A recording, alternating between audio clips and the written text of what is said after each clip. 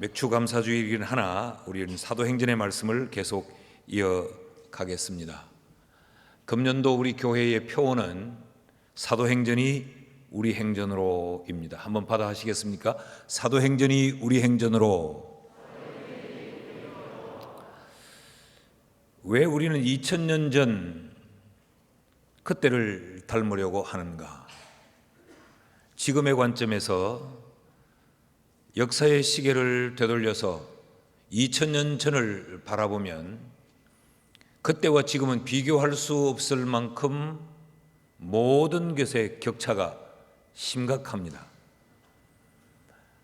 우리가 경험한 대로 역사의 반세기만 우리가 되돌려 봐도 지금과는 견줄 수 없는 경제적으로나 문화적으로나 사회 환경적으로 그런 격차가 나지 않습니까? 2000년 그때 그들에게는 오늘과 같은 이런 아름다운 예배당은 꿈도 꿀 수 없었습니다. 그들은 가정에서 아주 초라한 공동체로 교회를 이루고 있었고, 지금처럼 그 사회가 수백만 수천만의 그리스도인이 있는 것도 아니었습니다. 아주 미약한 열세의 그런 교세를 가지고 있었고, 그 시대에 완전 비주류에 밀려나 있던 그들이 바로 초대교회의 성도들이었습니다. 오늘날의 교회처럼 넉넉한 인적 자원도 없었고 경제적인 여유로움도 없었던 때가 바로 2000년 전 사도행전 그 시대였습니다. 아마 우리 가운데 그때로 돌아가서 살라고 하면 선뜻 그때로 돌아가겠다고 말할 분들은 없을 것입니다. 그럼에도 불구하고 오늘을 사는 우리들이 왜 2000년 전 사도행전을 그리워하는가? 그 이유가 무엇인가? 그들의 신앙 때문에 그렇습니다. 그들의 삶의 환경이 그리운 것도 아니고, 그때 그들의 얼굴 모습이 그리운 것도 아니고, 그들이 가졌던 신앙, 그리고 그들이 살았던 그 신앙의 삶이 오늘 우리가 본받아야 될 신앙의 삶이요, 우리에게 아쉬운 점이 바로 그들의 신앙이었기 때문에 우리는 사도행전의 사람들을 그리워합니다. 그때 그들의 신앙을 한마디로 표현해 주는 말씀이 오늘 바로 본문의 말씀이에요. 오늘 사실 본문은 17절부터 여기까지를 다 읽어야 되지만 시간상 끝부분 2절만 읽은 것입니다. 41절 말씀을 같이 한번 보시죠. 시작. 사도들은 그 이름을 위하여 능욕받는 일에 합당한 자로 여기심을 기뻐하면서 공회 앞을 떠나니라. 그들은 예수의 이름을 위하여서 능욕받는 일을 합당하게 생각을 했고, 또 그렇게 그들이 주님으로 인하여서 합당히 여김을 받고 있다라는 사실로 기뻐했다라고 성경이 기록합니다. 여기 능욕을 받았다라고 할 때 이 능욕받음의 의미가 뭐냐? 여기 능욕받다라고 하는 말은 아티마조라고 하는 성경 원문에 헬라어를 사용하고 있는데, 쉽게 번역하면 이 말은 무시를 받았다 그런 이야기입니다. 멸시를 받았다, 모욕을 당했다 그런 이야기입니다. 이들이 신앙의 삶을 사는 이유 때문에 멸시천대를 받고 모욕을 당하고 무시를 당했다는 이야기죠. 여러분, 우리가 세상을 살면서 남보다 조금 못 배웠어도 우리는 살아낼 수 있습니다.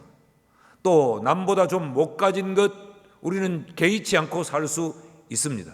남보다 좀 지위가 낮은 지위일지라도 그것에 대해 우리는 살아가는데 큰 불편을 느끼지 않습니다. 그러나 우리가 가장 격분하고 견딜 수 없어 하는 것이 누군가로부터 우리가 멸시를 받을 때, 누군가로 인하여서 내가 모욕을 받을 때, 더군다나 나의 실수나 나의 허물, 나의 부족함이 없음에도 불구하고 누군가로부터 우리가 모욕을 당할 때 우리는 견디기 어려워합니다.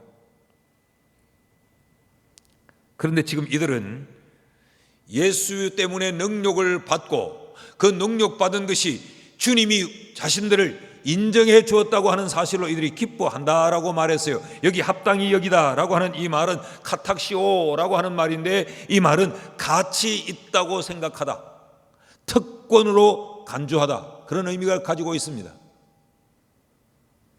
예수를 믿다가 예수 때문에, 신앙 때문에 이런 멸시를 당하고 모욕을 당하는 것을 이들은 가치 있는 일로 여겼을 뿐만 아니라 이것이 그들에게 주어진 특권이다라고 생각했다는 말이죠. 그러니까 그들은 기뻐할 수 있었다는 이야기입니다. 그럼 그들이 당한 능력이 어느 정도였는가?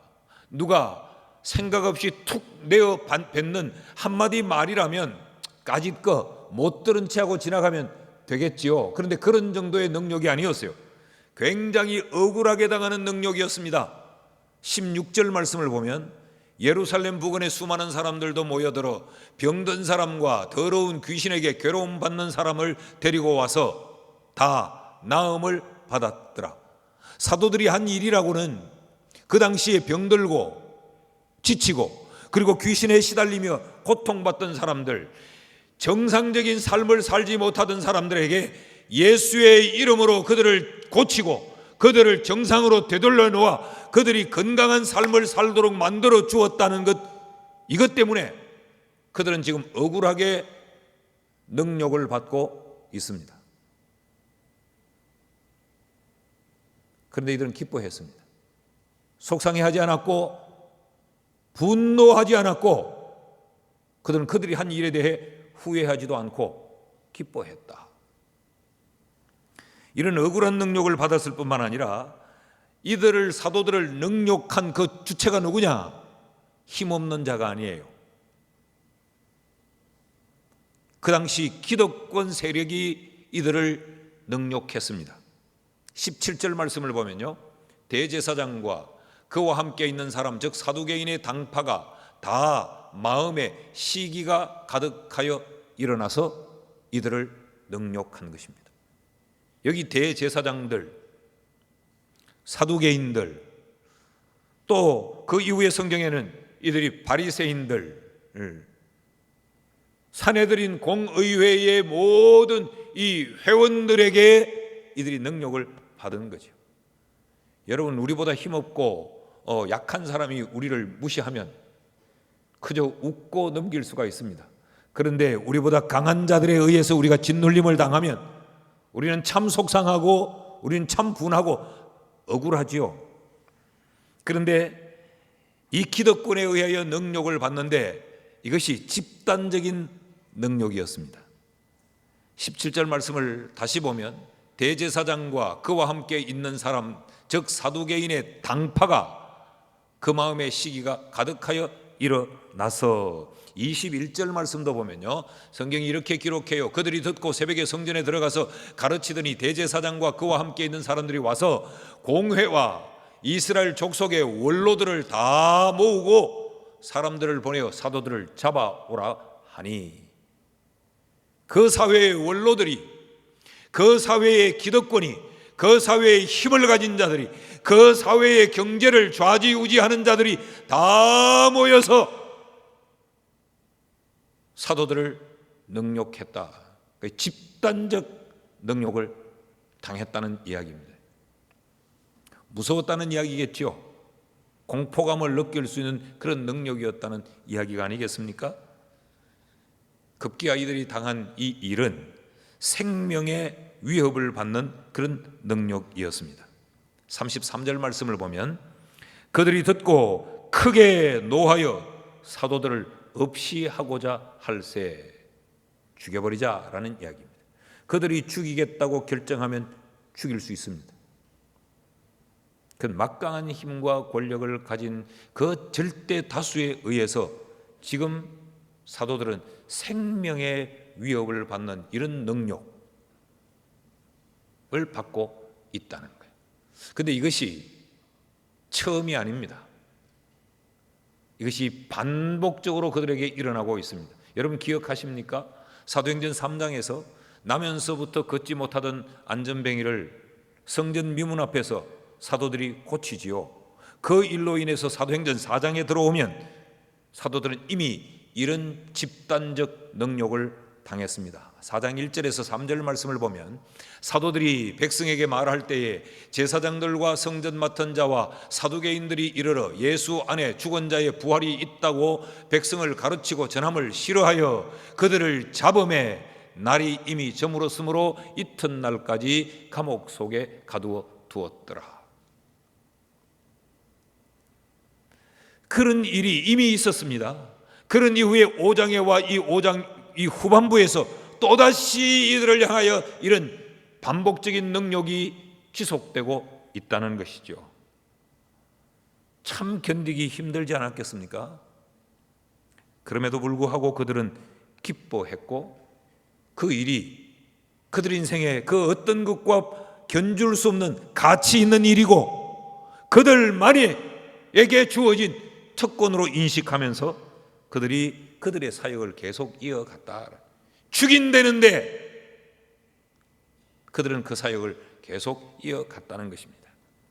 5장 42절 말씀을 보면 그들이 날마다 성전에 있든지 집에 있든지 예수는 그리스도라고 가르치기와 전도하기를 그치지 아니하니라. 4장에서도 동일합니다.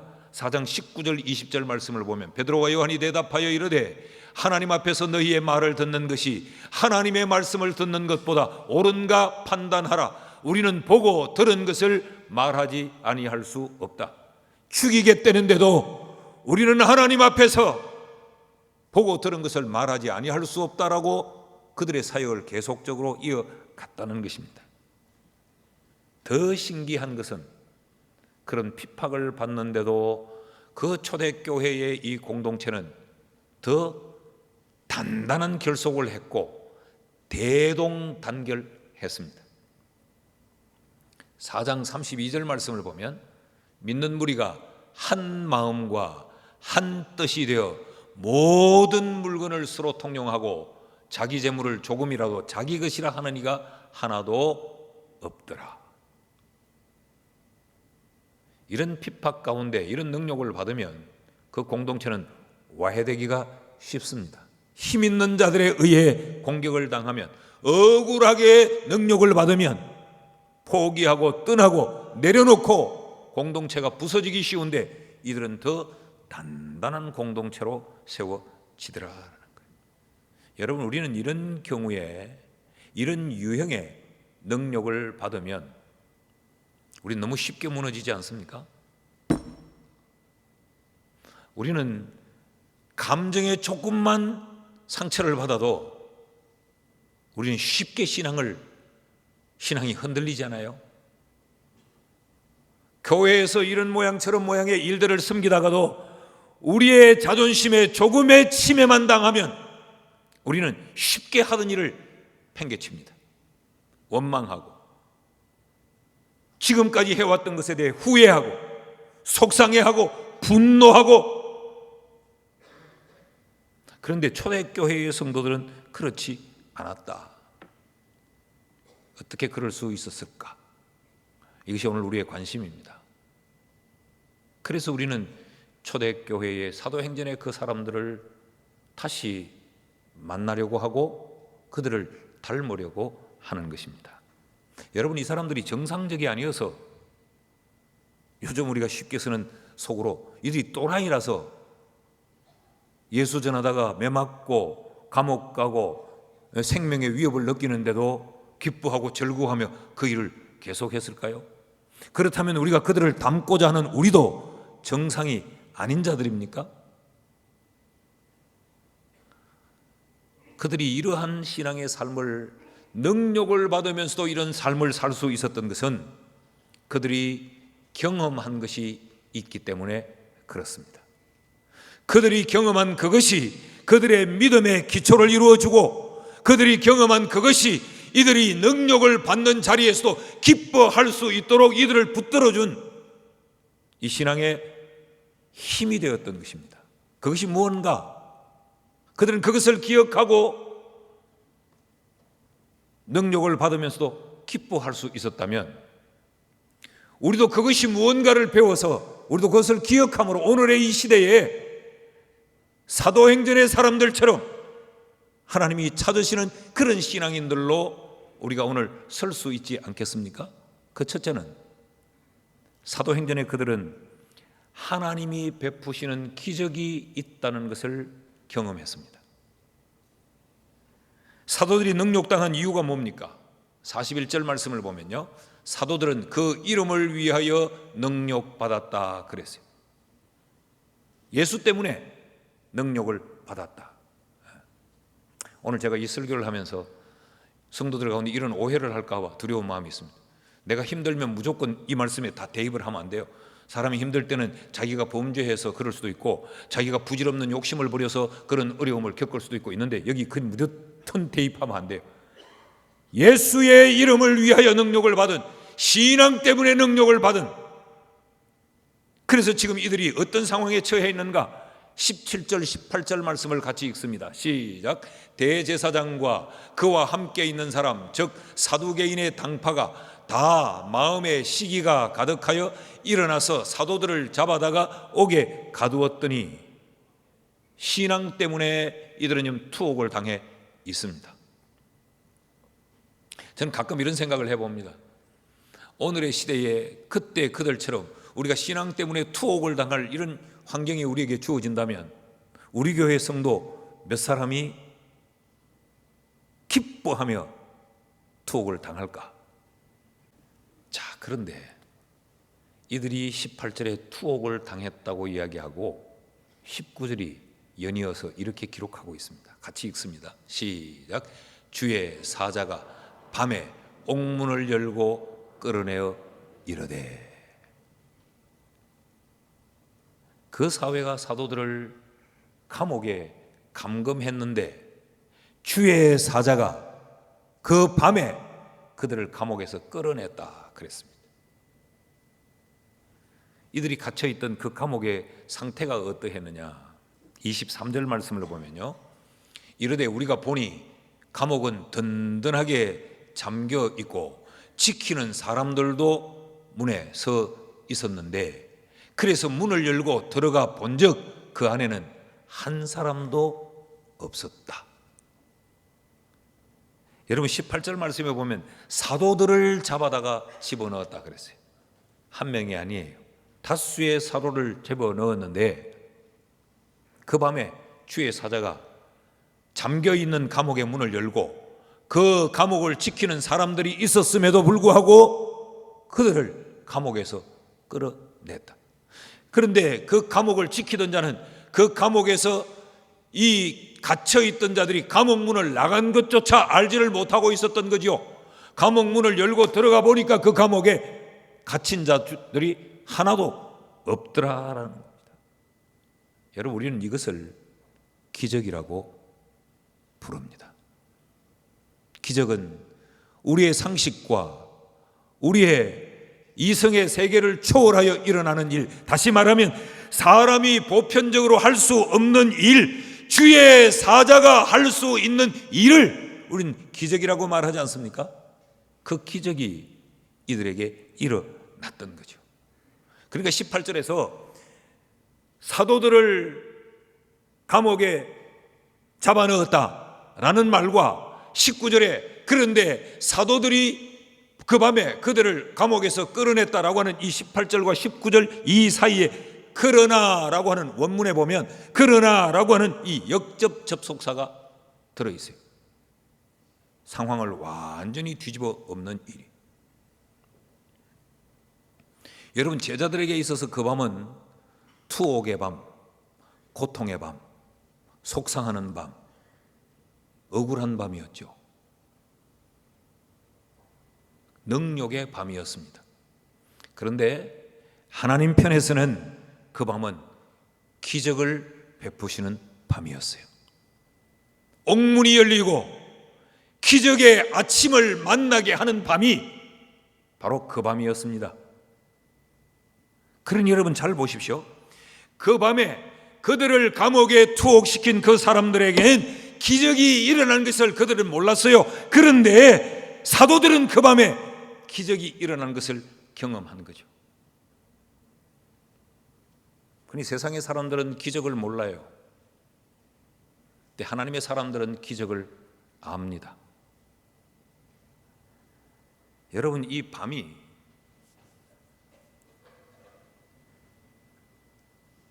두 가지 양면성을 가지고 있습니다. 아침으로부터 시작되어 이르는 이 밤은 제자들에게 지금 고통의 밤입니다. 억울한 밤입니다. 견디기 힘든 밤입니다. 그런데 이 밤은 또 다른 내일로 시작되는 밤이에요. 이 밤은, 내일로 시작되는 이 밤은 기적의 밤입니다. 희망의 밤입니다. 가슴 부푼 밤이에요. 우리의 인생의 밤이 찾아올 때, 우리가 능력의 밤이 찾아올 때 이미 시작되어 지금 이르는 이 밤에서 우리의 생각이 멈추면 안 돼요.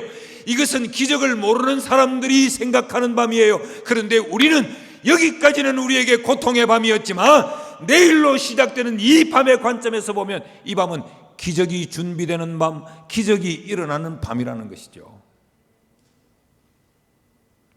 여러분, 신앙생활을 하시다가 신앙 때문에 능력의 밤을 맞을 때 그때는 기억하셔야 됩니다.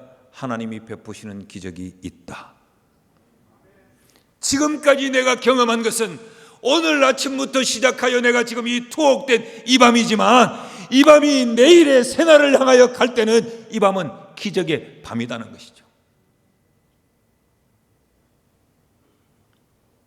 그래서 성경은 우리에게 우리가 어떤 상황에 처할지라도 그런 능력의 자리에서 기적이 있음을 믿고 그 기적을 기대하면서 그 기적을 하나님 앞에 기도하라고 가르칩니다. 이사야서 26장 9절 말씀에 보면 밤에 내 영혼이 주를 사모하여 사온즉 내 중심에 주를 간절히 구하오리니. 고통의 밤에 기도하는 사람은 하나님이 베푸시는 기적이 있다는 것을 아는 사람이요, 그 능력의 밤에 주저앉고 포기하고 절망하는 사람은 하나님이 베푸시는 기적이 있다는 사실을 알지 못하는 사람입니다. 여러분, 한번 따라 하실랍니까? 기적을 믿고 기적을 기대하고 기적을 위해 기도하자. 믿으십니까? 기적은 있습니다. 그러니 우리는 그 기적을 기대해야 됩니다. 그 기적을 기대하기에 우리는 기도할 수 있는 것이죠. 이게 삼기입니다. 삼기. 예. 마가복음 9장 23절 우리 잘 아는 말씀 같이 읽읍시다. 시작. 예수께서 이르시되 할 수 있거든이 무슨 말이냐, 믿는 자에게는 능치 못할 일이 없느니라 하시니. 믿으십니까? 가정도 하지 말라는 거죠. 할 수 있겠나라고 생각하지 말라는 거죠. 예수 안에서는 능치 못할 일이 없다. 누가 이 고백을 할 수 있습니까? 하나님이 베푸시는 기적이 있다고 믿는 사람. 누가 이런 기적을 기대할 수 있습니까? 하나님이 베푸시는 기적이 있다고 믿는 사람.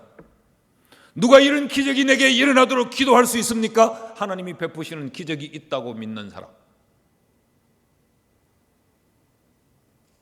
그래서 사도행전에 우리의 신앙의 선배들은 능력을 받으면서도 기뻐할 수 있었습니다.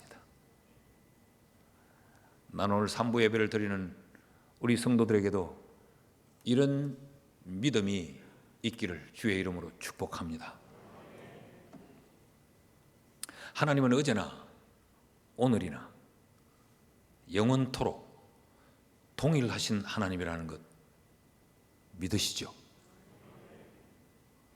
2000년 전 그 사도들에게 주의 이름으로 능력을 받을 때 하나님이 이런 기적을 베푸셨다면 오늘의 이 시대에 신앙 때문에 우리가 손해를 볼 때 하나님은 우리에게도 동일한 기적을 베풀어 주실 수가 있습니다.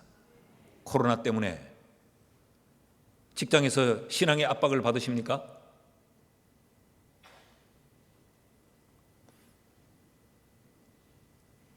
직장에서 신앙 때문에 성진의 불이익을 당하십니까?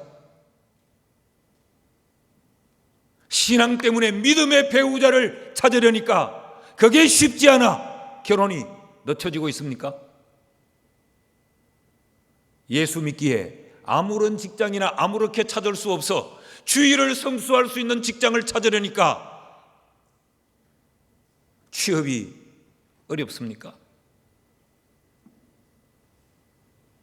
그래서 속상하고, 그래서 분하고, 그래서 마음속에 한이 쌓여지고, 그래서 슬그머니 신앙생활에서 물러서고, 슬그머니 신앙을 감추고, 코로나 앞에서 내 신앙을 던져버리고, 초대교회 사도행전의 사람들은 그러지 않았습니다. 하나님의 기적을 믿었습니다. 오늘 이 시대에 우리에게 이런 기적을 믿는 믿음이 필요한 줄로 믿습니다. 둘째로, 사도행전의 사람들은 어떻게 능력을 받으면서도 기뻐할 수 있었는가? 그들은 무엇을 경험했고 그들은 무엇을 기억했는가? 하나님이 베푸시는 기적이 있음을 그들이 경험했을 뿐만 아니라 그들은 하나님이 붙여주는 사람이 있다는 것을 알았습니다. 자, 사도들을 공격하는 것은 개인이 아니고 세력이었습니다. 우리가 쭉 17절부터 읽어보면 사도들을 공격하는 사람들은 다 함께 모이고 그들이 다 그러면서 그들 이 표현이 반복적으로 나와요. 그러니까 집단적 세력이 이들을 능욕했다는 이야기지요. 그 능욕의 정도가 33절 말씀을 보면 그들이 듣고 크게 노하여 사도들을 없이 하고자 죽이려고 했다라는 것 아닙니까? 그렇다면 지금 사도들의 목숨은 바람 앞에 등불 같은 거죠. 풍전등화의 인생이 바로 그들의 그 순간의 삶의 시간이었습니다. 그런데 그렇게 사도들의 생명까지 옥죄어 오던 그들 중에 갑자기 그들과 결을 달리하는 사람, 그들과 마음을 달리하고 생각을 달리하는 한 사람이 등장합니다. 34절 말씀을 보십시오. 다 같이 시작. 바리새인 가말리엘은 율법 교사로 모든 백성에게 존경을 받는 자라. 공회 중에 일어나 명하여 사도들을 잠깐 밖에 나가게 하고. 바리새인 가말리엘이라는 사람입니다. 이들이 그 공회가 사도들을 능욕할 때 그들 가운데 일어났습니다. 일어난 이 바리새인 가말리엘이 누구냐? 그는 율법 선생이었다 그랬어요. 율법 선생인데 단순한 율법 선생이 아니었어요. 모든 백성이 존경하는 사람, 신뢰와 덕망이 있는 사람이었습니다. 근데 그가 그 공회 앞에, 어마어마한 그 힘을 가진 공회 앞에 일어나서 명하여 사도들은 잠깐 나가 있으라라고 말했다. 이 사람은 존경을 받을 뿐만 아니라 막강한 힘을 가지고 있는 사람이었어요. 그 사람이 사도들을 잠깐 내보내고 이렇게 말합니다. 38절 39절을 보십시오. 같이 읽습니다. 시작. 이제 내가 너희에게 말하노니 이 사람들을 상관하지 말고 버려두라. 이 사상과 이 소행이 사람으로부터 났으면 무너질 것이요 만일 하나님께로부터 났으면 너희가 그들을 무너뜨릴 수 없겠고 도리어 하나님을 대적하는 자가 될까 하노라 하니. 무슨 이야기입니까? 지금 우리가 능욕하는 이들 가만둬라. 만약에 자기들의 생각과 자기들에 의해서 이 일을 하면 자연히 이것은 소멸되고 말 것이다. 근데 만약에 이들이 하는 일이 하나님으로부터 주어진 하나님의 일이라고 하면 우리는 큰 죄를 짓는 거다.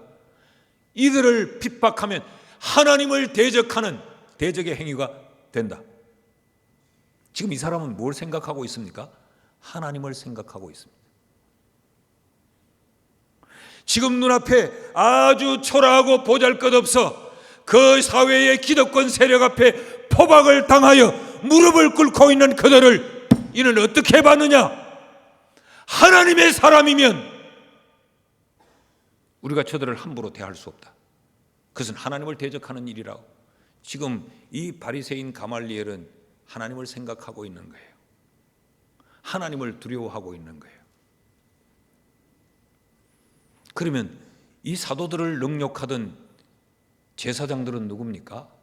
사도들을 능욕하던 바리새인들은 누굽니까? 그 사도개인들은 누굽니까? 그 공회를 이루고 있는 힘을 가진 그들은 누굽니까? 이들 모두가 하나님을 아는 자들, 하나님을 믿는 자들이요. 아니, 하나님을 믿는 것이 아니라 이들은 하나님 때문에 먹고 사는 자들입니다. 그런데도 그들 가운데 바리새인 가말리엘 이 사람 한 사람을 빼고는 하나님을 생각하는 자가 아무도 없었습니다. 모두가 자기들의 욕심만 생각한 거예요. 모두가 자기들의 계산만 먼저 놓은 거예요. 내한테 얼마나 유익이 있을까? 난 이걸 꼭 하고 싶어. 자기들의 계산과 자기들의 아집과 자기들의 욕망에 붙들려서 사도들을 능욕했지, 이들은 하나님을 생각하지 않았던 것입니다. 인기관리상 이 말 하기가 쉽지 않습니다. 모든 백성들에게 지금 존경을 받고 있는데, 나를 존경하는 그 모두가 사도들을 죽이라고 소리치는데, 내가 그들과 다른 말을 하면 그날로부터 내 인기는 떨어질 것이라 쉽지 않습니다. 그리고 지금 율법 선생인 이분의 신분으로 봤을 때, 이분이 바리새파에 소속된 자기의 그 소속으로 볼 때 이 말을 하기는 결코 쉽지 않습니다. 그러나 그럼에도 불구하고 바리새인 가말리엘은 그 공회 앞에서 이렇게 말했다는 거죠. 그럼 도대체 이 사람은 누군가? 이 사람은 누구냐? 하나님이 그의 마음에 감동을 주신 사람이에요.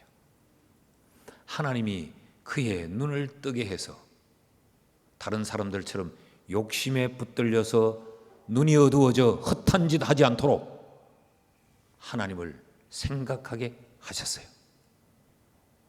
하나님께서 그의 마음에 감동을 주어서 그로 하여금 하나님의 일을 위하여 사도들을 돕는 자가 되게끔 하나님이 붙여주신 사람입니다. 여러분 기억하십시오. 우리가 신앙 때문에 손해를 볼 때, 우리가 신앙 때문에 억울한 일을 당할 때, 우리가 신앙 때문에 내 삶에 갈등이 일어나고 있을 때,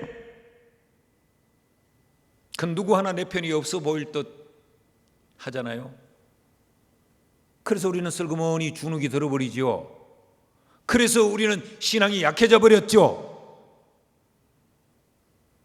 내 눈에 보이지 않지만 하나님이 그의 마음을 감동시키시고 하나님이 그 눈을 뜨게 해서 하나님의 일을 위해 하나님의 사람을 돕도록 붙여주는 하나님의 사람은 있습니다.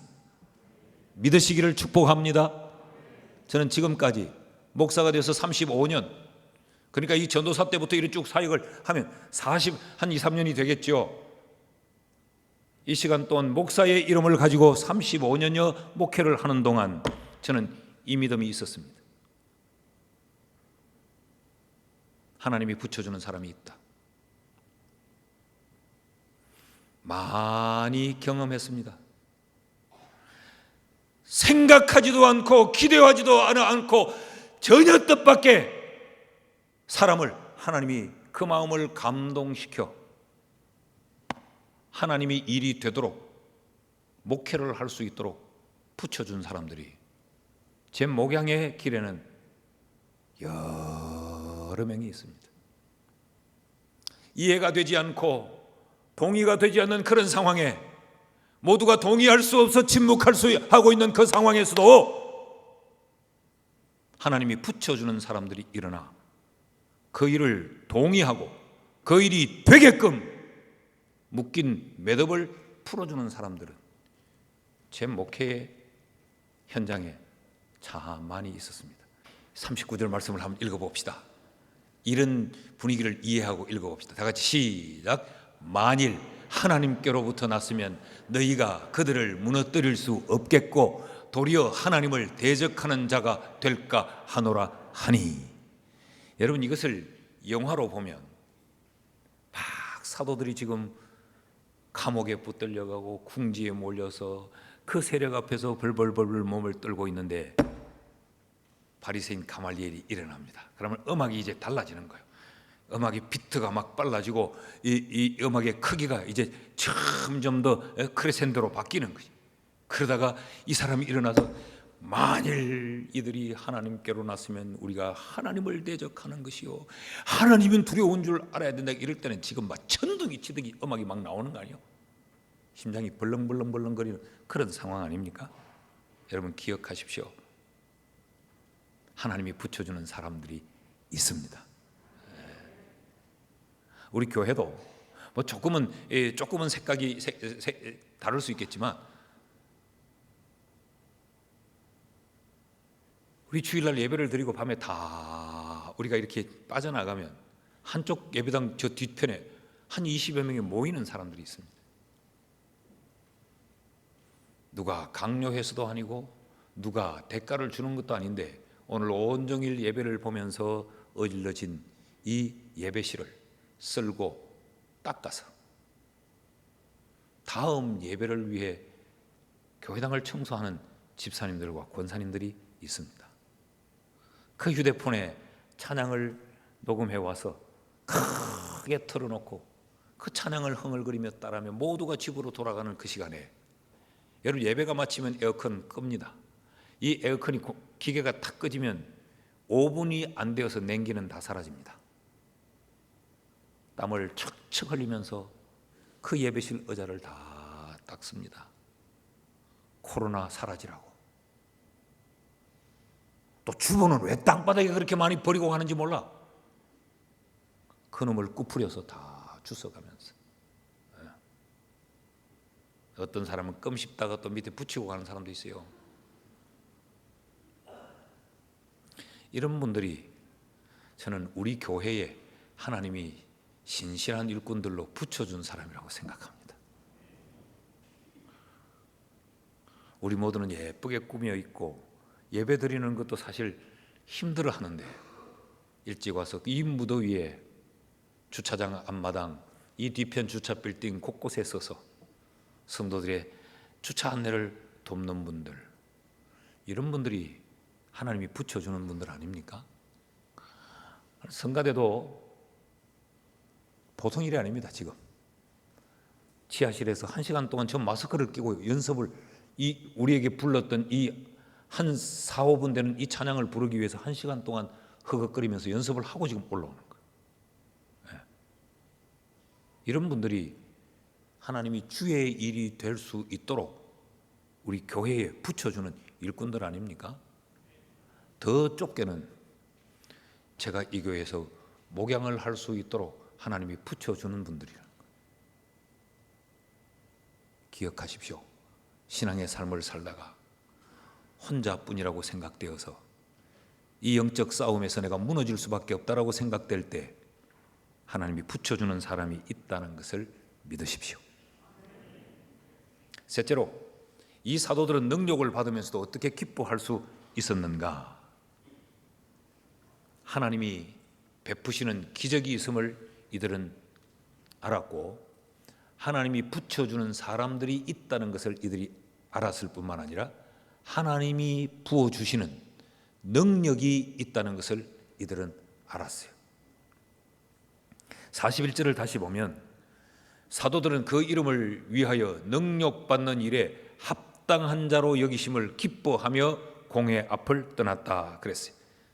이 능력받는 일을 피할 수도 있지 않았겠습니까? 원망할 수도 있지 않았겠습니까? 지금 자신들의 목숨이 위협을 당하고 있는데도 이들은 원망하거나 피하여 도망하거나 자신들을 능욕하는 그 세력을 향하여서 항거하거나 그러지 않았어요.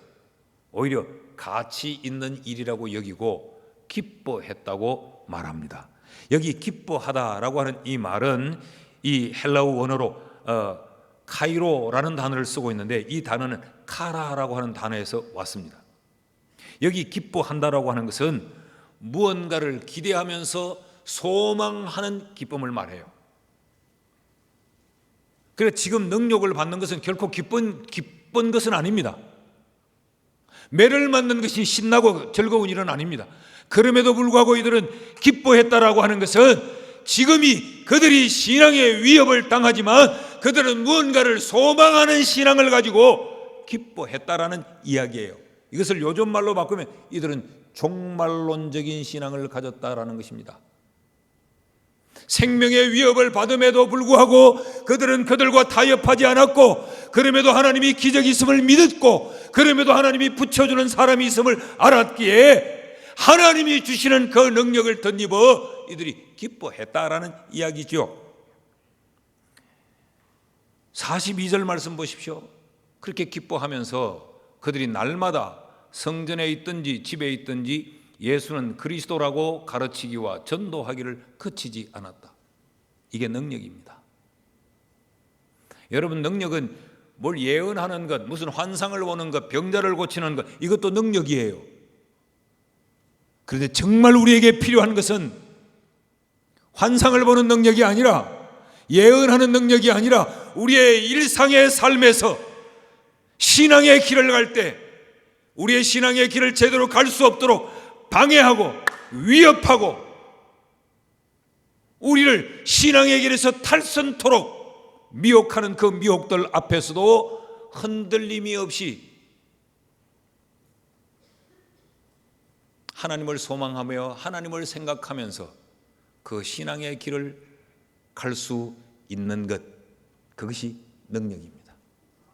여러분, 오늘 우리에게 이런 능력이 필요하지 않습니까?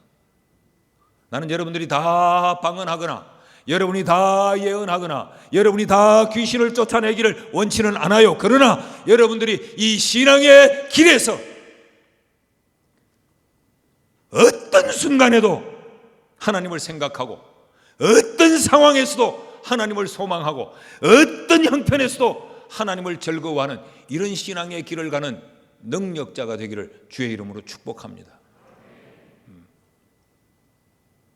그 연약한 사도들이 이런 위대한 신앙의 길을 갈 수 있었던 것은 하나님이 그들에게 능력을 줘서 그럴 수 있었던 거예요.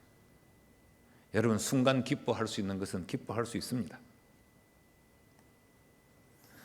찬양대 한 몇 주 모여가 연습해서 한번 발표하는 건 할 수 있어요.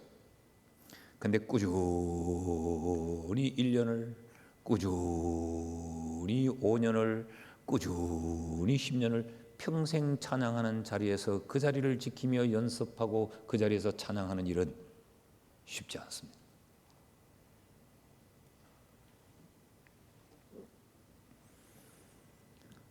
한 번 장로님들이 이 강단에 올라와서 잘 준비해서 3분 기도를 멋들어지게 할 수는 있습니다. 그러나 강단 안에서 삶의 현장에서 이런 제대로 된 신앙의 삶을 살기란 쉽지 않습니다. 목사가 주일날 한번 이 한 30-40분 설교를 멋들어진 설교는 할 수 있습니다.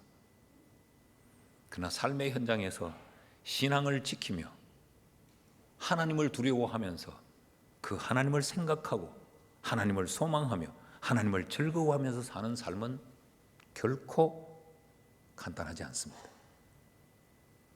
그런데 이 사도들은 이 삶을 살았다는 것이죠. 그것이 하나님이 주시는 능력 때문이었다는 말입니다. 사랑하는 여러분, 우리가 신앙 때문에 내 속에 갈등이 일어날 때, 주일날 예배하는 것 때문에, 주일날 교회 가는 것 때문에 내 마음에 혼란이 일어나고 내게 어떤 어려움이 찾아올 때, 그때 꼭 기억하십시오. 하나님이 베푸시는 기적, 하나님이 붙여주시는 사람, 하나님이 부어주시는 능력이 있다는 사실을 기억하고 주저앉지 말고 타협하지 말고 변명하지 말고 신앙에 승리하는 자들 되기를 주의 이름으로 축원합니다. 고린도후서 4장 7절에서 10절 말씀을 읽어보십시다. 다 같이 시작. 우리가 이 보배를 질그릇에 가졌으니 이는 심히 큰 능력은 하나님께 있고 우리에게 있지 아니함을 알게 하려 함이라. 우리가 사방으로 우겨삼을 당하여도 쌓이지 아니하며 답답한 일을 당하여도 낙심하지 아니하며 박해를 받아도 버림받지 아니하며 거꾸러뜨림을 당하여도 망하지 아니하고 우리가 항상 예수의 죽음을 몸에 짊어짐은 예수의 생명이 또한 우리 몸에 나타나게 하려 함이니라. 굉장히 복잡한 이야기, 어려운 이야기인 것 같지만 무너지지 않고 포기하지 않고 이유와 변명을 앞장 세우지 않고 이런 신앙의 삶을 살 수 있는 것은 우리는 길거릇처럼 연약하지만 우리에게 능력을 부어주시는 그 하나님 때문에 우리는 이 삶을 살 수 있다는 것입니다. 여러분, 다시 한번 우리가 참 힘든 시기를 지금 삽니다. 이 코로나19 바이러스라는 것이 우리의 일상을 완전히 바꾸어 놓았어요. 그래서 요즘 뉴노멀 이런 말을 많이 듣지 않습니까? 새로운 일상. 우리의 일상생활이 이전과는 전혀 달라졌습니다. 이제는 마스크가 우리의 삶의 필수품이 되어 있습니다. 마스크 안 끼면 버스도 지하철도 못 타요. 마스크 안 끼면 가게에 물건도 사러 못 들어가요. 이런 때에 우리의 신앙이 위협을 받고 우리의 신앙이 어려움을 겪는 이러한 때에 여러분 꼭 이 세 가지를 기억하셔서 무너지는 그리스도인이 아니라 승리하는 그리스도인이 되기를 주의 이름으로 축복합니다.